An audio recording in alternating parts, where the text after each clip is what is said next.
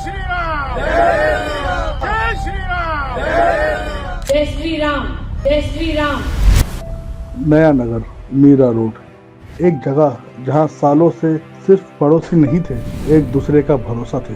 यहाँ फर्क कभी पहचान का नहीं था, पर कुछ वक्त से कुछ बातें फैलने लगी, धीरे, चुपचाप, जैसे जहर, बिना आवाज के। आग तब नहीं लगी, पर लकड़ियाँ पहले ही जमा हो चुकी थी। फिर एक दिन आया जब एक बड़ी घटना ने सब कुछ हवा दे दी। ऐसा है, आज एक शुभ दिन है।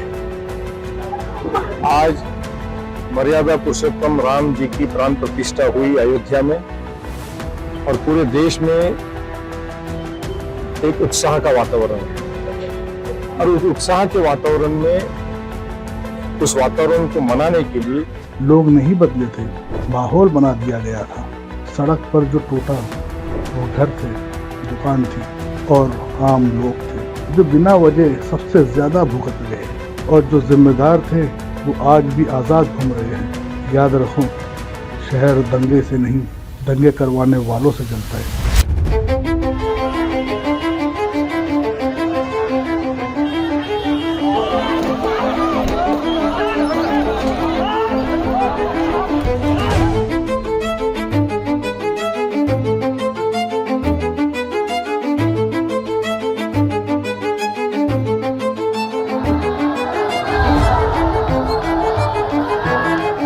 आर्गुमेंट हुआ था दो ग्रुप में, जिसके चलते थोड़ा सा एक बेटी उनका फाइट हुआ था। ऐसा कुछ कम्युनल वायलेंस वगैरह हुआ है, स्टोन बिल्डिंग में, ये सब रूमर्स है, ऐसा कुछ नहीं हुआ है।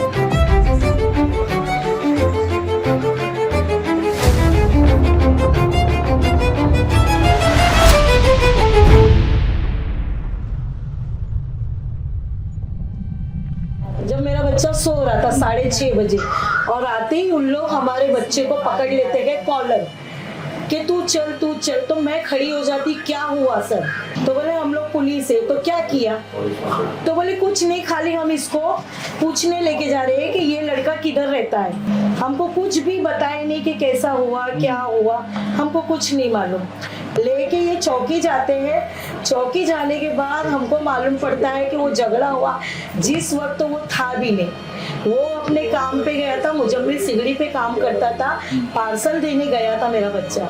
अचानक फिर हमको मालूम पड़ता है 11 कलम लगा दिया गया। किस चीज पे 11 कलम लगाया गया वो हमको कुछ नहीं मालूम। हमारे को कुछ दिमाग नहीं चल रहा कि हम करें क्या। लोगों से हम लोग ने बहुत मदद मांगी, लेकिन हमारे लिए कोई खड़ा नहीं हुआ।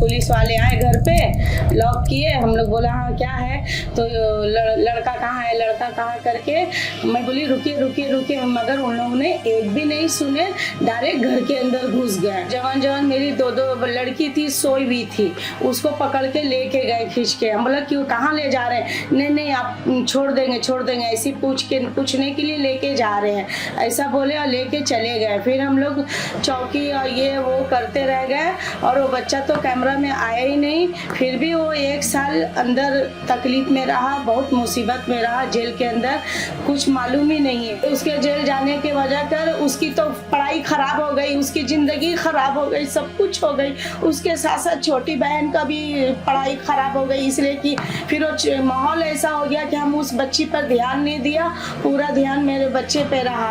रोज कोर्ट जाना आना, मगर आज तक पता नहीं चला। 307 का केस लगा दिए। मेरा लड़का मुजम्मिल सिगड़ी पे काम करता था, जो दिन का 400 रुपया लाता था, उससे मेरा घर चलता था। 11 महीने हम लोग ने बहुत तकलीफ उठाए, जिसके लिए हम बोल नहीं सकते।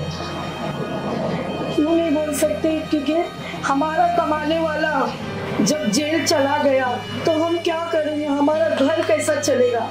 हमारे बहुत लोग के वहाँ गए, भागे दौड़े, लेकिन हमारा कोई सपोर्ट नहीं किया।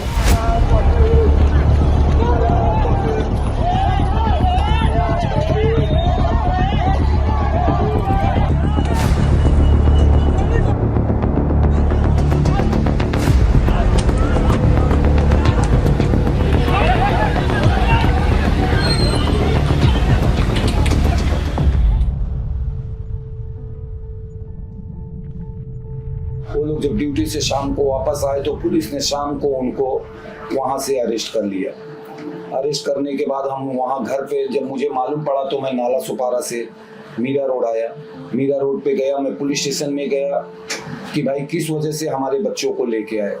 तो उन्होंने बोले कि इन्होंने मारते हुए कहीं दिखे हैं। तो मैंने उनको बोला कि भाई आप हमारे को वो सीसी फुटेज दिखा दो। तो बोलते हैं वो हम कोर्ट को दिखाएंगे। मतलब कोर्ट को आप क्या दिखाओगे, हमारे पास भी सीसी फुटेज है जो हमारे गेट के ऊपर लगा हुआ है हमारे लक्ष्मी पार्क की सोसाइटी में। वहाँ से हमने सीसी फुटेज उनको दिखाया तो भी वो लोग एक्सेप्ट नहीं कर रहे। उसके बाद उन लोग लेके गए वहाँ पे 22 तारीख को रात को रखे, 23 तारीख को उन लोग कोर्ट लेके गए। कोर्ट ने उन लोगों को जेल कस्टडी दे दिया। बेगुनाह बच्चा था मेरा, जो कभी हमने ख्वाबों में ना सोचा था कि ऐसा होगा, ना उसके खानदान में कोई ऐसा है कि मेरे पहली बार मेरे घर से मेरा बच्चा खानदान से जेल में ऐसे पैर रखा, कदम रखा, वो भी बेकसूर, कमरे में कहीं पे दिखाई नहीं दिया। और इस तरह से हुआ हमारे साथ। कोई भी चीज ऐसी मेरे बच्चे की कहीं से कहीं तक भी नहीं आई, क्योंकि वो धंधा लगाता था। धंधा लगा के फुटपाथ में वो घर पे आया। पता नहीं किस बिना पे, ये कैसे किसने उठवाया वो हम लोग को खुद को भी नहीं पता। हम लोग खुद इतना बेचैन रहते थे घर में, ना खाना पीना। हम लोग कल कोई भी चीज कितनी तकलीफ हो चुकी थी कि हम किसी से कुछ बोल भी नहीं सकते थे। कोई 15 मिनट मांग रहा है, कोई 10 मिनट मांग रहा है, तो हम तो इतनी तादाद में, हमें तो 5 ही मिनट काफी है, 5 मिनट दे दो।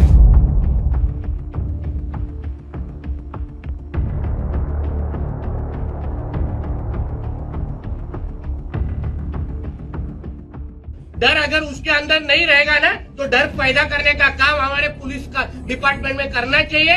वरना हम हिंदुत्ववादी कार्यकर्ता ना सक्षम है डर पैदा करने के लिए। गिने चुने 15-20% लोग है, हम 80% लोग है, इतना याद रखना चाहिए। सर, नयानगरमध्ये जी तोडक कारवाई पालिकेमार्फत झाली त्यावरती काय? माझ्यावर उपकार केला पालिकेने।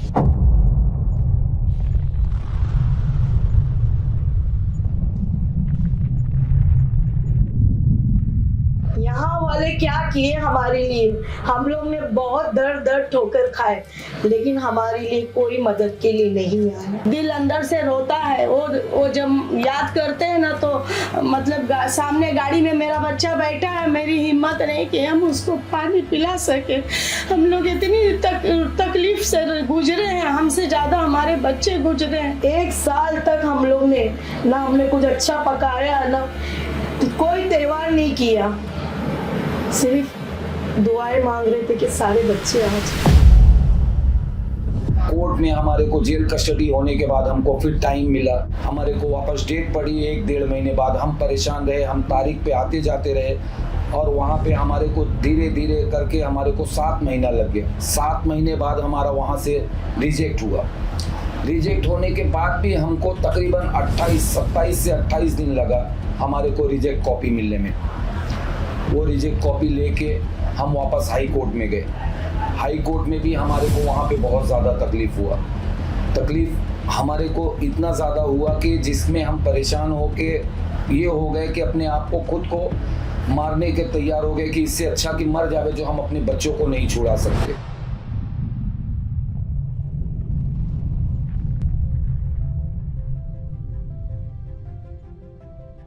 के जितने थे नेता लोग, कोई भी नहीं आया। मेरा बच्चा तड़पते रह गया, हम लोग रो रहे, गा रहे, लेकिन हमारी कोई सुनने तैयार नहीं है। और किसी ने साथ नहीं दिया, कोई नहीं साथ दिया। सबको बोला कि नहीं, हम लोग नहीं साथ देंगे, हम लोग से नहीं होगा। सबने पीछे ले लिया, हाथ मोड़ लिए। लेकिन आतिफ भाई की टीम आकर अल्हम्दुलिल्लाह इतना काम करे हैं जिससे हम लोग को थोड़ा सब्र आ गया। लेकिन हमारे पैसे भी हमने लगाए होते तो हमको समझ में आता, लेकिन हमारे साथ में एडवोकेट सऊद नकवी जो थे, उन्होंने बोले आप कितने भी बड़े से बड़े वकील कर लो, आपका कुछ नहीं होना है। जब हाई कोर्ट से कुछ होगा, जब हम हाई कोर्ट में जाएंगे तो ही हमारा कुछ होएगा। कैसा भी करके अल्हम्दुलिल्लाह हमारे को हाई कोर्ट में हमारे को तारीख मिली, वहाँ पे हमने किया। उसके साथ साथ हमारे को तकरीबन 4 महीना हमारे को लग गया। जितनी भी फैमिली के बच्चे थे उन्होंने ही, ये आतिफ भाई, उनको अल्लाह हमारी भी उम्र देवे कि उन्होंने जो हमारे साथ किया है अपने बच्चों के, हमारे बच्चों के लिए, हमारे बच्चे भी उनके जिंदगी भर शुक्रगुजार रहेंगे। उन्होंने हमारे को, बच्चों को हर तरह से, हम कोर्ट में पहुंचते थे जब बच्चे आते थे तो वो अपने पैसे से खाना, जबकि हम अपने घर से बना के लेके जाते थे, हर फैमिली जो भी जिससे जो हो सकता था, लेकिन आतिफ भाई होटल से मंगा के कि बच्चे ने अंदर में क्या खाए हैं क्या नहीं खाए हैं, वो यहाँ जितने 2-3 घंटे हैं हमारा जब तक कोर्ट में हाजिरी नहीं होती है तो बच्चों को खाने से भी महरूम नहीं किए उन्होंने। अल्हम्दुलिल्लाह हमको जो सहूलियत चाहिए थी, बस ये तकलीफ था कि हमारे बच्चे दूर थे हमारे से। हम यहाँ पे हमारे मीरा भाईंदर के अंदर बहुत से बड़े बड़े नेता लोग भी हैं, पैसे वाले भी हैं, लोगों के पास हम गए कि हमारे को कुछ मदद कर दो, तो लोग हमको हमारे बच्चों की तरबियत सिखाते थे कि आपने अपने बच्चों को क्या तरबियत दिए थे जो वो लफड़े में गए। तो हमने वहाँ पे ये भी बोला कि हमारे बच्चों की तरबियत अगर देखना है सर तो हमारे कॉम्प्लेक्स में आके पूछो कि हम 95 से यहाँ रहते, हमारे लक्ष्मी पार्क के अंदर 95 से रहते हैं, तो हमारे को लक्ष्मी पार्क के अंदर कोई शिकायत का अगर मौका मिला हो तो आप बोलो, अगर आप मदद नहीं कर सकते हो तो हमारे को जख्म भी मत दो। अब मैं तो, मेरा लड़का आया उसके बाद 3 महीना गया नहीं, मेरे हस्बैंड का इंतकाल हो गया। मैं तो ये सोची कि अल्लाह बस भाई लोग फरिश्ते जो आए थे जो हमारे बच्चों को निकाले, नहीं तो क्या होता, मेरा क्या होता। मैं क्या बोलूं आपको, जो हम लोग 1 साल कितनी तकलीफ उठाए, हम किसको बोलने जाएंगे, मगर हमारे भाई लोग ने इतना किए हमारे लिए कि हम उसका शुक्रिया अदा नहीं कर पाएंगे, बोल भी नहीं पाएंगे। बस अल्लाह इनको नेक हिदायत दे, अल्लाह इनको ऐसे ही रखे, हर किसी की मदद के लिए रखे, हर किसी के लिए खड़ा करे, हम तो यही बोलेंगे। नफरत से सियासत चल सकती है पर देश इंसानियत से चलता है, और मैं सभी भाई बहनों से अपील करना चाहूँगा, ज़्यादा से ज़्यादा तादाद में निकलिए, घर से बाहर आइए, वोट दीजिए, ये आपका अधिकार है। आप ये नहीं सोचना मेरा एक वोट क्या कर सकता है, एक वोट से सरकार बदल जाती है। आप अपनी जिम्मेदारी तो निभाइए, फिर आप किसी नेता का गिरबान पकड़ना। तो सबसे पहले आपको जिम्मेदारी निभाइए, अपनी माँ बहनों दादा दादी हर किसी को लेके जाइए, वोट दीजिए। हमारे देश में 100% में से 40-45% से वोटिंग होती है, ये शर्म की बात है। जब आप 70-80% वोटिंग करेंगे, जब हमारा देश ऐसे लोगों में शुमार हो जाएगा जो आज विकसित कहलाता है, तो ये जिम्मेदारी आप सभी लोगों की है। आप सब लोग बढ़ चढ़ के इस चीज में हिस्सा लीजिए। और मैं इसी के साथ अपनी बात खत्म करता हूँ। जय हिंद, जय महाराष्ट्र।